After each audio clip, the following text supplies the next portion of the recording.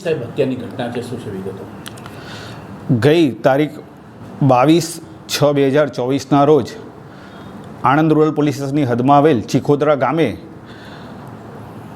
Tennis ટુર્નામેન્ટની final match રમાતી હતી. તે દરમિયાન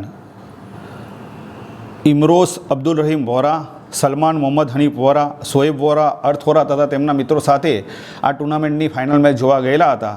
તે દરમિયાન ઘેટો અને હેલો નામના બે વ્યક્તિઓ મોટરસાઇકલ લઈને આવેલા અને પ્રેક્ષકો સાથે ટચ થતાં આ બધા વચ્ચે બોલાચાલી થઈ, ગાળાગાળી થતાં ઘેટો અને હેલોએ તેના અન્ય મિત્રો શક્તિ, વિશાલ અને ફુલિયોને બોલાવી આ તમામ વ્યક્તિઓ સાથે બોલાચાલી કરી, ગાળાગાળી કરી અને ગળદાપટોનો માર મારી અને આ ઝઘડો થયેલો હતો.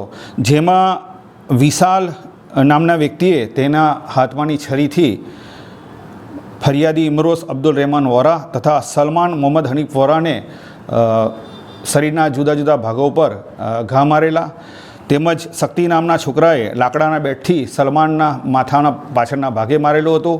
જેમાં ઈજાગ્રસ્તોને તાત્કાલિક હોસ્પિટલમાં એડમિટ કરેલા. આ હોસ્પિટલની સારવાર દરમિયાન સલમાન મોહમ્મદ હનીફ વોરાનું કરુણ મોત નિપજેલ છે.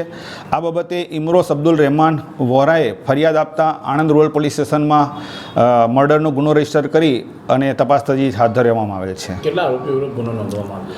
હાલમાં ફરિયાદીએ ઇમરોઝ અબ્દુલ રહેમાન વોરાએ પોતાની ફરિયાદની અંદર ઘેટો, હેલો, શક્તિ, વિશાલ, ફુલિયો તથા બીજા 3 થી 4 જેટલા અજાણ્યા ઇસમોના વિરુદ્ધમાં ફરિયાદ આપતા આ બાબતે ગુનો દાખલ કરેલો છે.